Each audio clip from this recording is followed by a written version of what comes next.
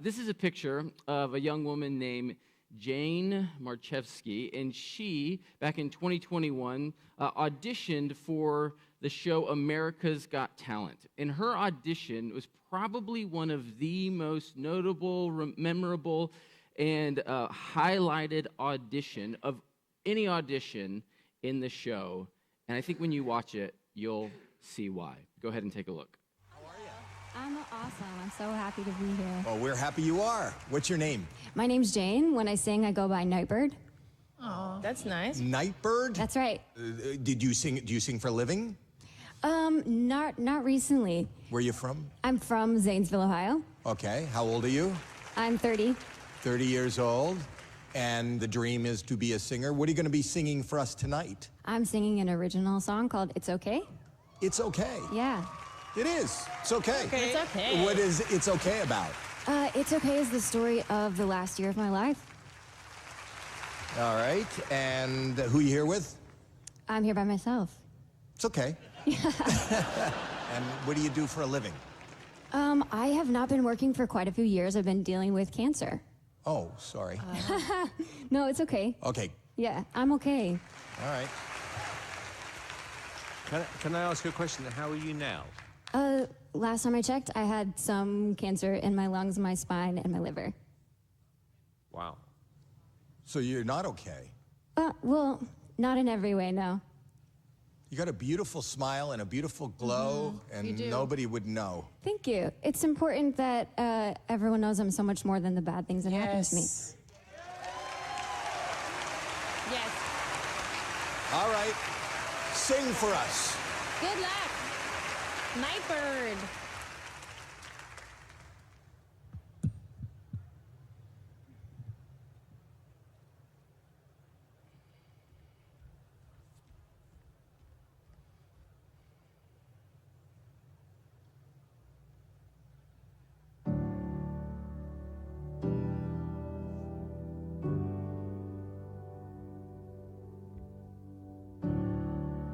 I moved to California in the summertime.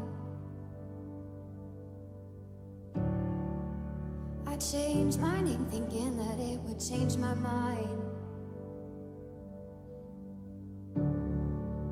I thought that all my problems, they would stay behind. I was a stick of dynamite and it just was a matter of time, yeah. Oh dang, oh my, now I can't hide. Said I knew myself, but I guess I lied. It's okay, it's okay, it's okay, it's okay. If you're lost, we're all a little lost, and it's alright. It's okay, it's okay, it's okay, it's okay.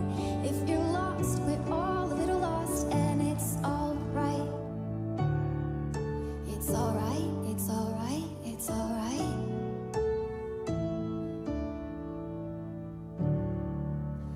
I wrote 100 pages, but I burned them all.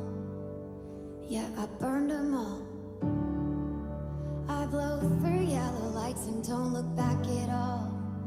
I don't look back at all. Oh dang, oh my, now I can't hide. Said I knew what I wanted, but I guess I lied. It's okay, it's okay, it's okay, it's okay.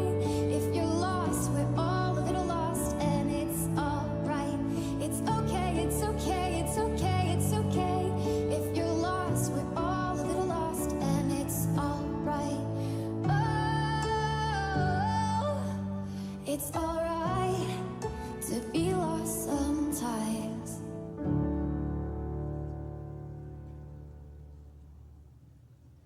Wow.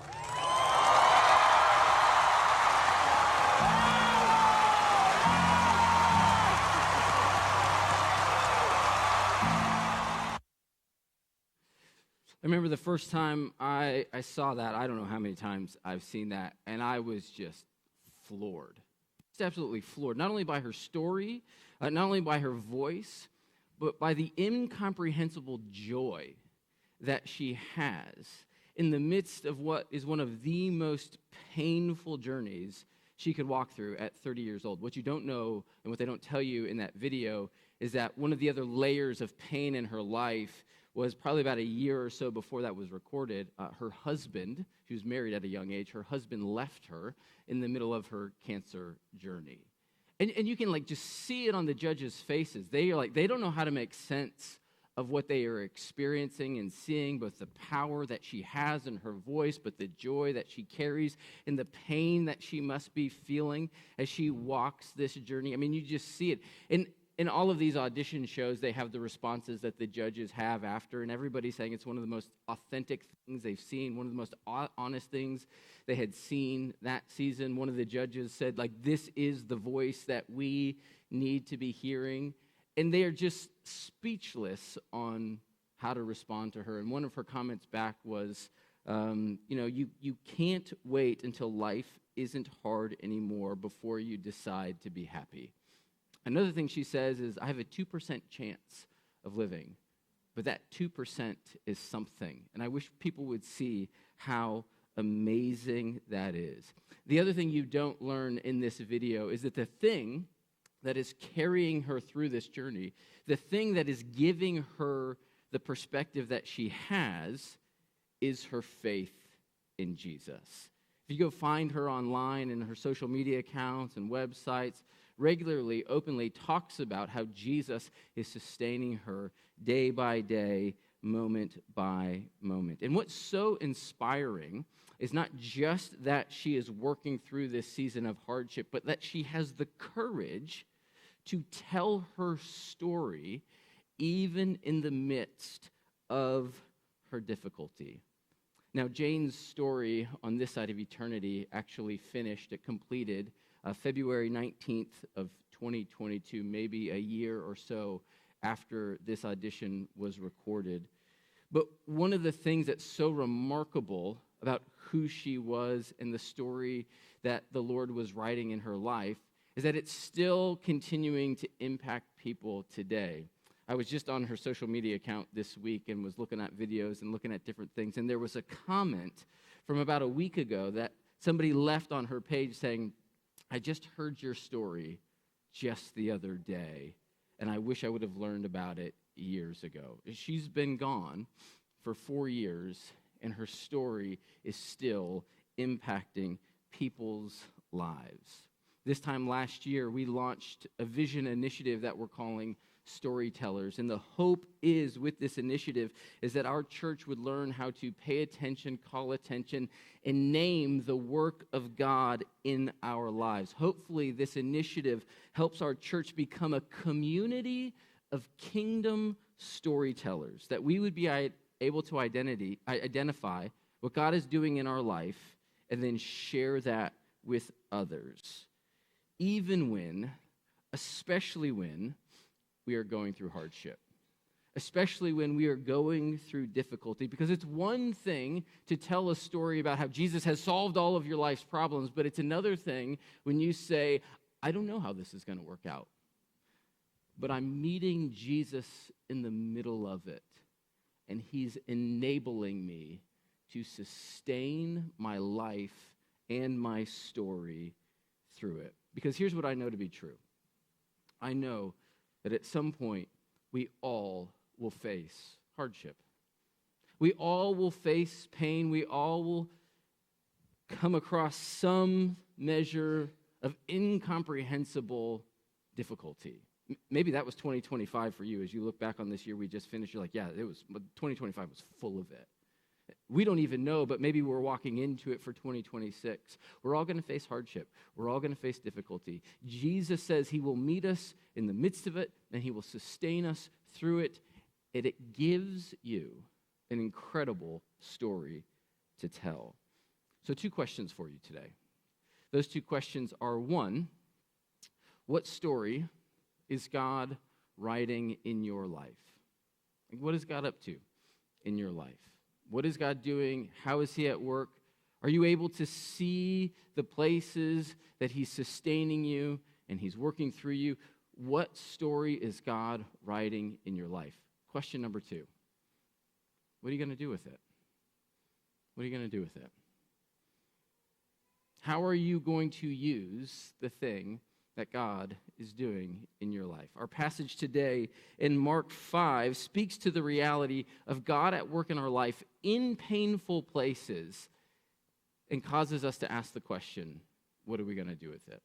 Here's where our passage begins. This is Mark chapter 5, verse 1. We read, "They went across the lake to the region of the Gerasenes." Now, Jesus in this story, the they is Jesus and his disciples. Jesus in this story is on the move, and it's not uncommon for Jesus to be on the move because Jesus was a traveling preacher. And in this story, Jesus is in the northern region of Israel, specifically on the Sea of Galilee. We see here in a map, Jesus is up north around the Sea of Galilee. If we zoom in, we see that right before this episode, Jesus was on the, what that would be, the west side of the Sea of Galilee. I had to get my orientation right.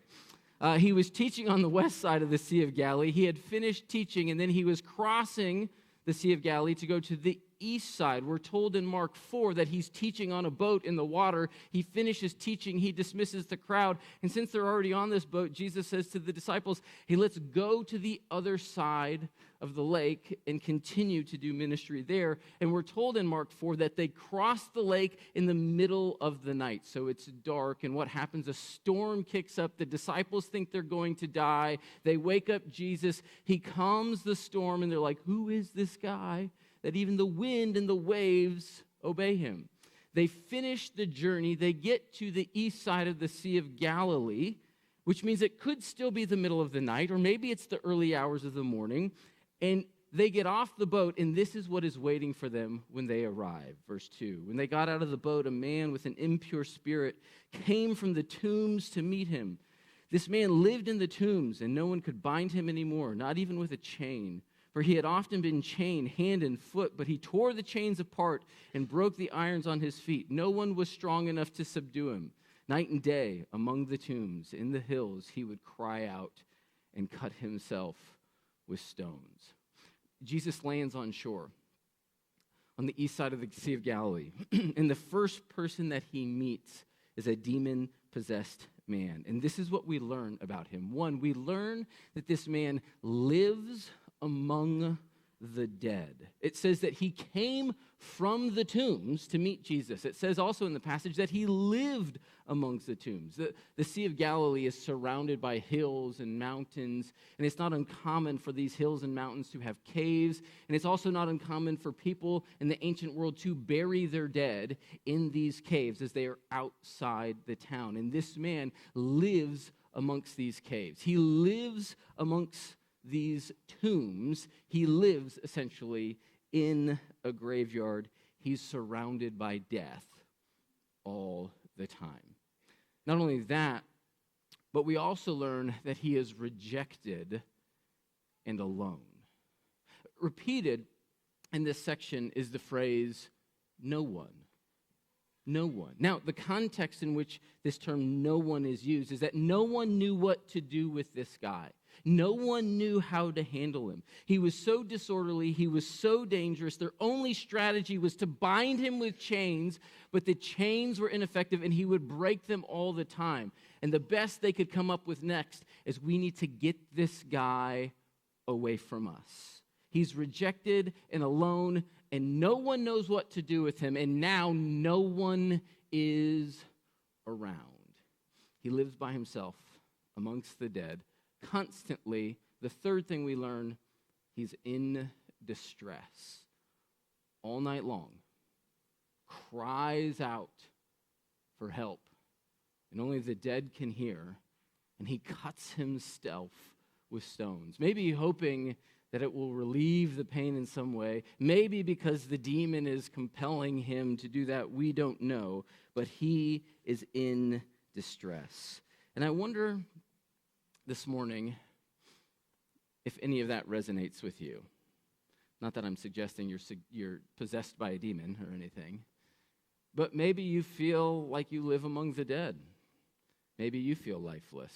Maybe you feel dead inside. Maybe you feel alone. You feel rejected. You feel cast out. You have this perception that nobody understands what I'm going through, and I'm in this life alone. Maybe you're in distress for some reason. If any of that resonates with you, the question that I have is, how is that shaping your story? Like, how do you perceive your circumstances? And how is it shaping your story? Oftentimes when people find themselves in places where they feel rejected and alone, where they feel in distress, it's not uncommon for them to have gaps in their faith for what this means in my relationship with God. And sometimes people perceive like God is doing this to me, or why won't God help me, or where is God in the midst of this? And it can cause us to distance ourselves from God. But notice what this guy does in this passage. Because the question is, if you are in distress, if you feel rejected and alone, if you feel that life is gray, desolate, and dead, how are you responding? What are you doing in the midst of that? And notice what this guy does twice in this passage. It says that this man went to Jesus. Verse 2, this man came from the tombs to go to Jesus. And then we see in verse 6, when he saw Jesus from a distance, he ran and fell on his knees in front of him. There's a few other stories in the Gospels where Jesus comes into a new area, a new town. Sometimes he's also coming off a boat on the Sea of Galilee. He steps onto the shore. He sees the crowd, and then Jesus initiates some sort of action. You see this in Mark 6. Mark 6, verse 34, it says, when Jesus landed, again, he's crossing the Sea of Galilee. When Jesus landed and saw a large crowd, he had compassion on them because they were like sheep without a shepherd. So he began to teach them many things. Jesus is the one who sees. Jesus is the one who initiates. Jesus is the one who leads the way. That's often how it goes. You can find multiple stories in the Gospels where that formula is in place, but that's not what's happening here. We're not told that Jesus sees this guy. We're told that this guy sees Jesus and he goes to Jesus, runs to Jesus, throws himself at the feet of Jesus.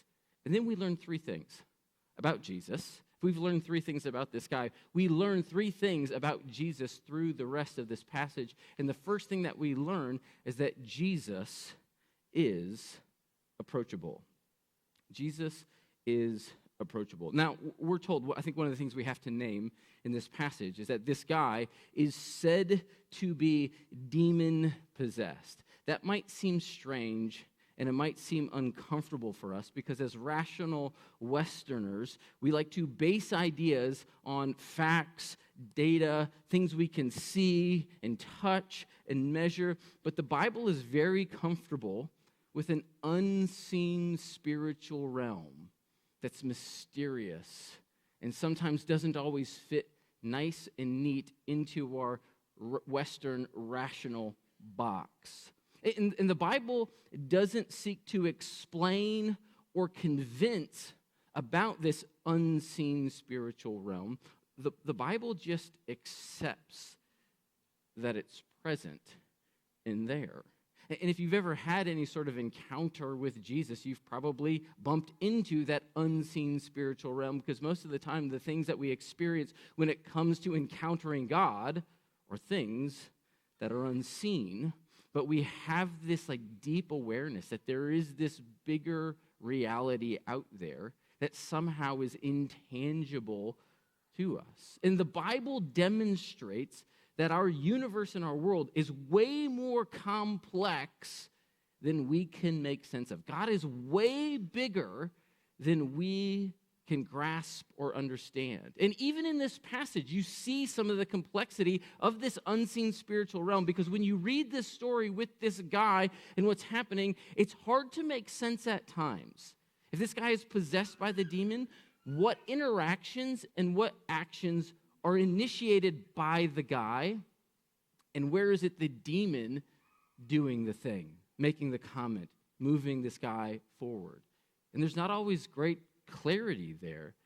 And the Bible accepts this reality that our world is way more complicated and nuanced within our spiritual realm than we can grasp. And I find this interaction between Jesus and this guy incredibly fascinating because this guy, he runs to Jesus, he falls at his feet, and then we read this in verse 7. He shouted at the top of his voice, "What do you want with me, Jesus, Son of the Most High God? In God's name, don't torture me." Again, is that the demon or is that the guy saying this? I don't know. We're not told. Verse 8, "For Jesus had said to him, 'Come out of this man, you impure spirit.'" Now, the way that these two verses read, kind of read as though Mark didn't record them in the right order. Because it reads like verse 7 and 8 could be flip-flop, that Jesus first comes to this guy and says to the demon, "Get out of here," and then the demon responds, "What do you want to do with me, Jesus, Son of the Most High God? Don't torture me." Like Jesus comes and says to this demon, "Leave," and the demon says no because he doesn't want to leave the area, and then Jesus enters into a little bit of get-to-know-you conversation with this guy or with this demon. Because then he asks, verse 9, Jesus said, "What is your name?" "My name is Legion," he replied, "for we are many." So apparently it's not just one demon that's in this guy, but multiple demons. And then all of these demons start to negotiate with Jesus and put a request before Jesus for what Jesus would do with them. Verse 10. "And he begged Jesus again and again not to send them out of the area." Verse 11. "A large herd of pigs was feeding on the nearby hillside. The demons begged Jesus, 'Send us among the pigs. Allow us to go into them.'"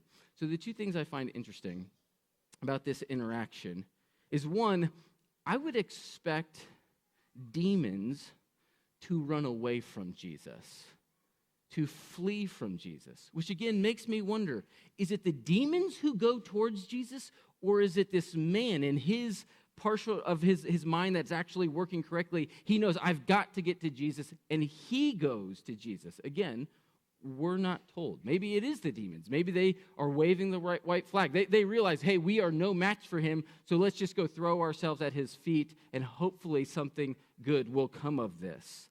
The other thing that really interests me and surprises me about this passage is that Jesus actually grants the request of the demons. Like they say, "Hey, throw us into that herd of pigs. We don't want to leave this area. Don't throw us into the abyss." You would think Jesus would be like, "I'm done with you. You don't tell me what to do. I command you, and go do this." But Jesus actually grants their request. Truth be told, I don't totally know what to make of this interaction. I've read it multiple times this week, and here's the best I can conclude. That Jesus is approachable, and you're better off going to Jesus rather than away from him, even if you're a demon. Like, even if you're a demon, you're better off going to Jesus rather than away from him. Jesus is approachable. All through his ministry, Jesus is extending invitations to people. Come to me. Come be with me. Come see what I can do for you. Come to me and get some rest. He even gives invitation to kids. Let the kids come to me. Jesus is always inviting people to come to him. There's nothing in your life. There's nothing that you've done. There's nothing that you've thought. There's nothing that you've said. There's nothing that you've believed. There's no action that you've committed that Jesus can't handle. He's seen it all. He knows it all. Even if you're a demon, go to Jesus and you'll be better off. Jesus is approachable and wants people to come to him.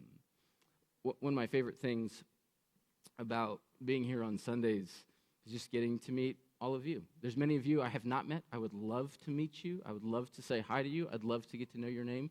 If I have time before service and between service, I'm just trying to walk around and say hi to people and meet people. It's one of the things that I enjoy most about being a pastor.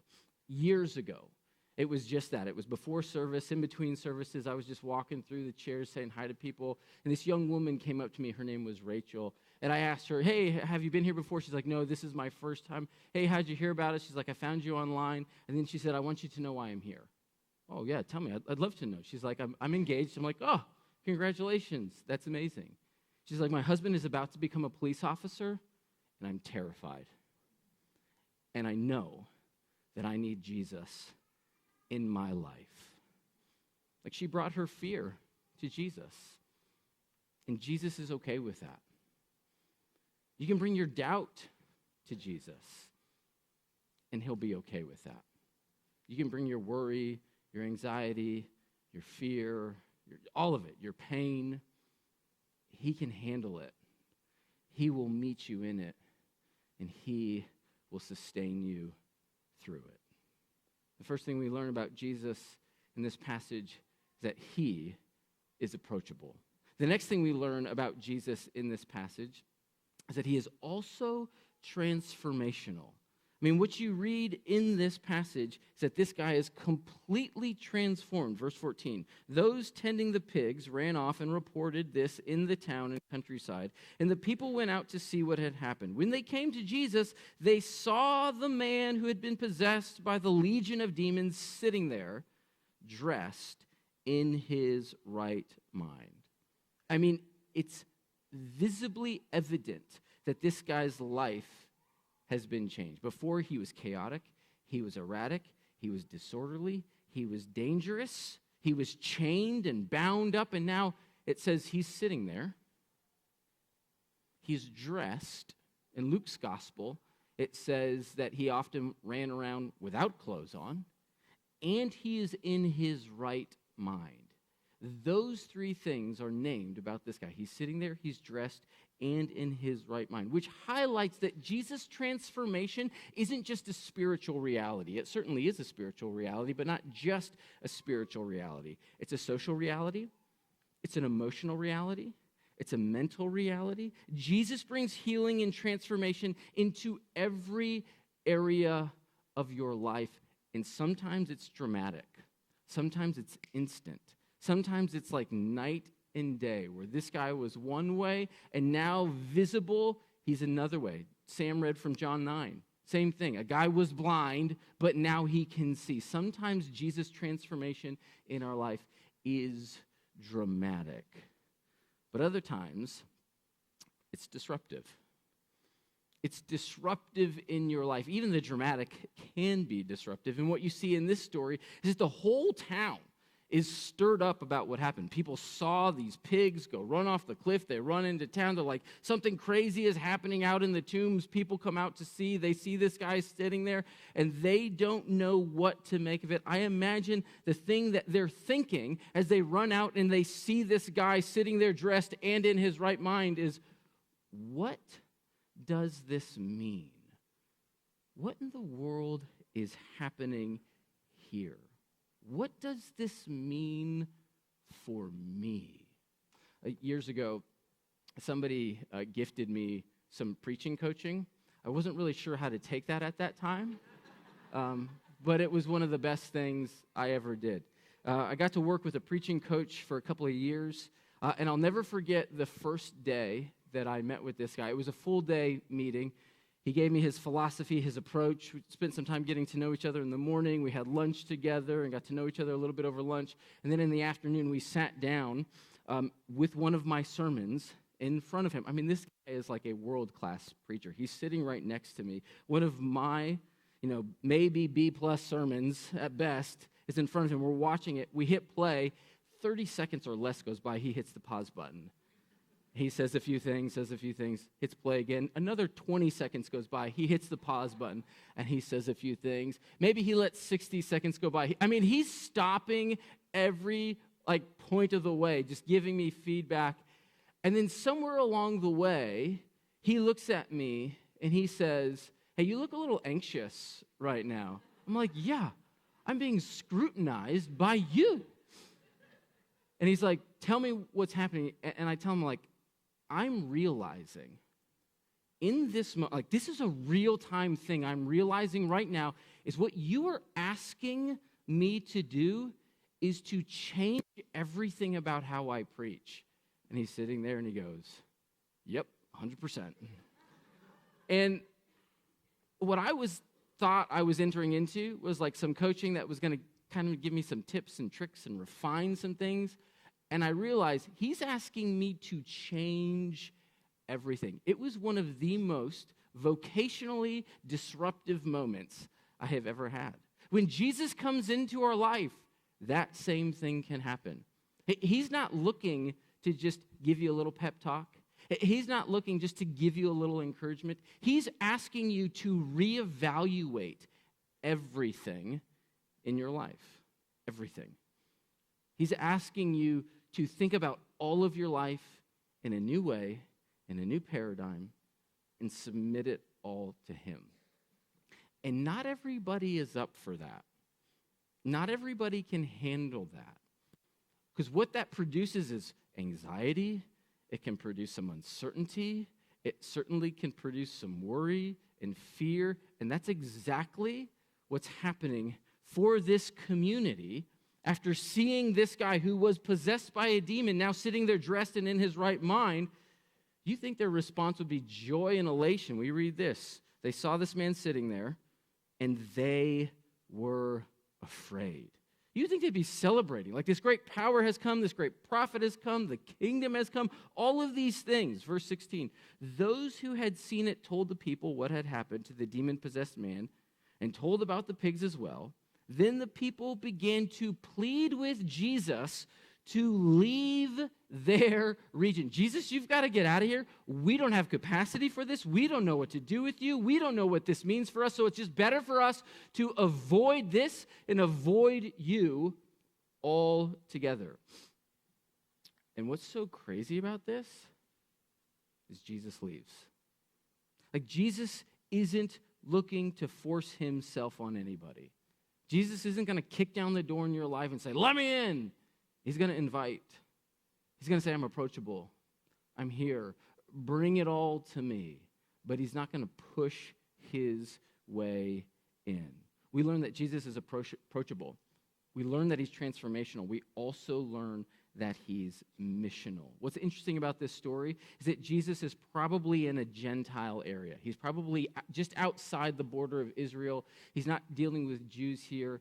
We know that because he's on the edge of Israel, and we also have that thought because there's 2,000 pigs running around in this place. Pigs were thought to be unclean animals in the Jewish mindset, so they would stay away from him. So the fact that there's that many around probably means he's dealing with Gentiles. You see this regularly. Jesus is often going to people and groups of people who Jews don't normally interact with.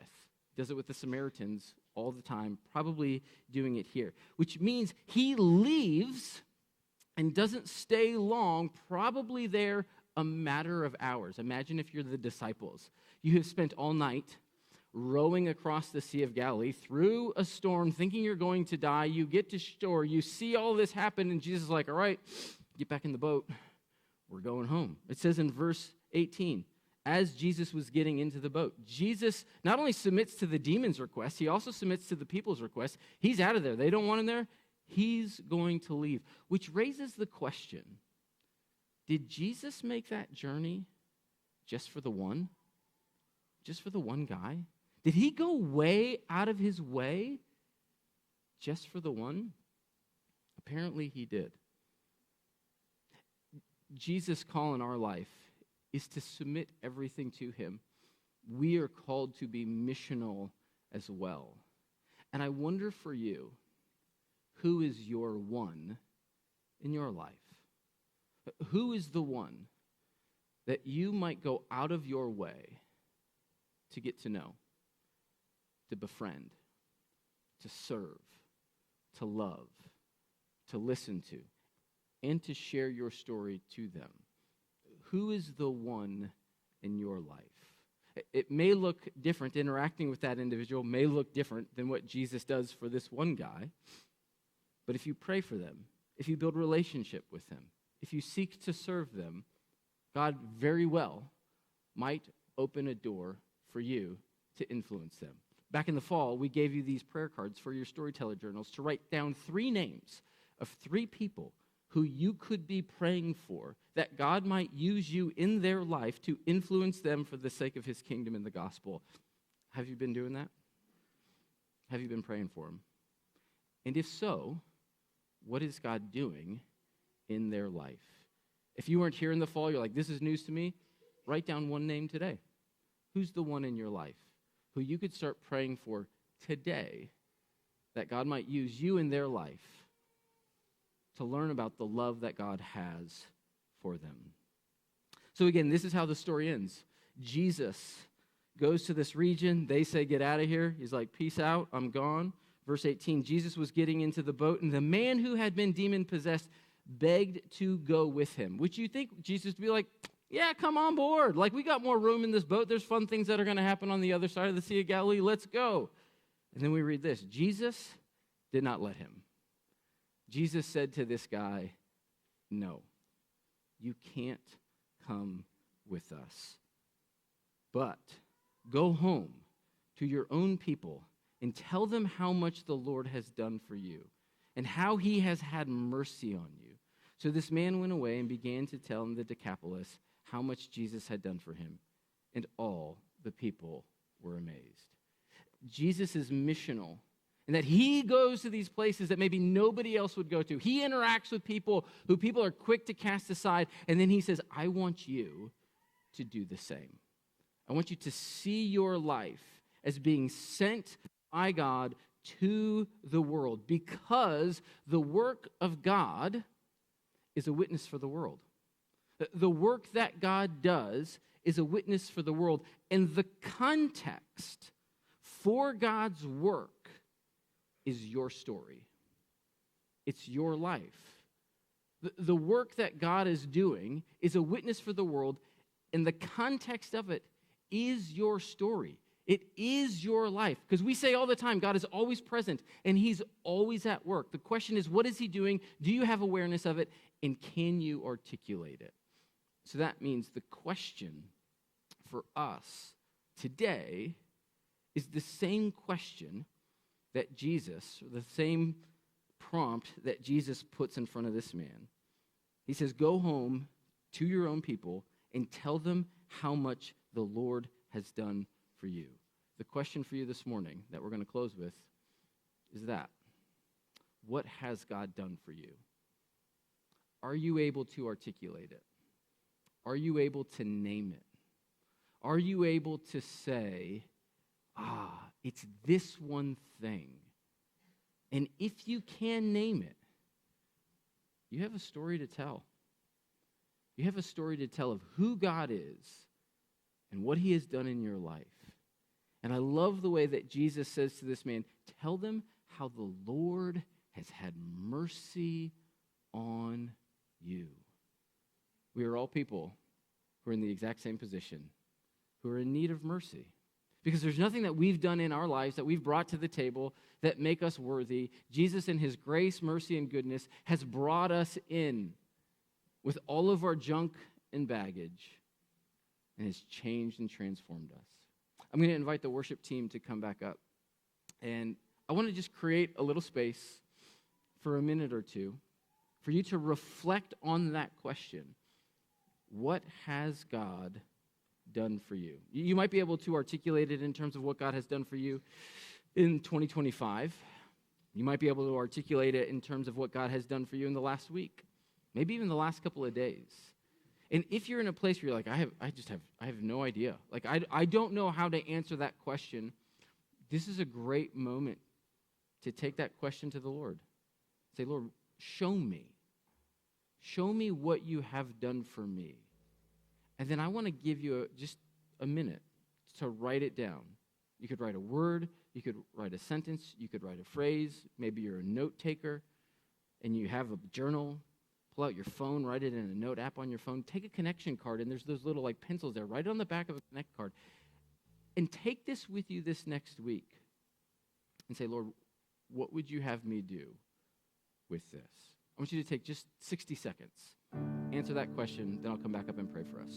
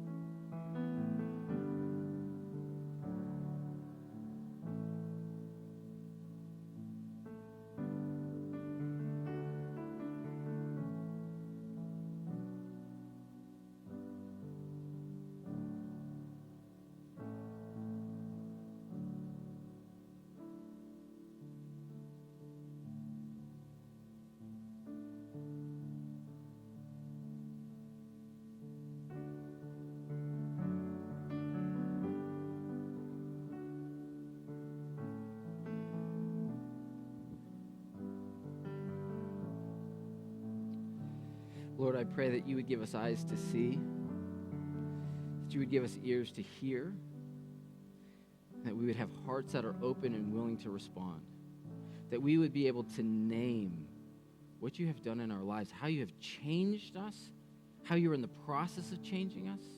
And even if we're in a place of hardship and it doesn't feel like things are fully resolved, that we would have confidence that you are at work to bring about your good and your glory in and through our lives, and that we would be people who could share it with the world.